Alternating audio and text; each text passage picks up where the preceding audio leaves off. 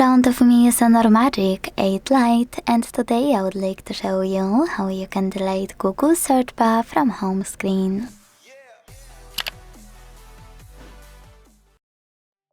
All you need to do is hold your search bar and tap on the remove option in the pop-up.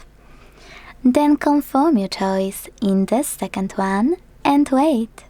So when I do that, as you can see, my search bar was successfully deleted. If you want to restore it, pinch your display, hit cards at the bottom left corner, and scroll all the way down to click on Classic Widgets.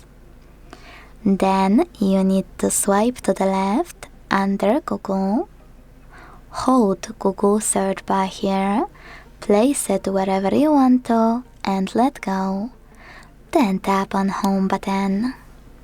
Thanks so much for watching. If you enjoyed this video, leave a like, comment, and subscribe. Bye!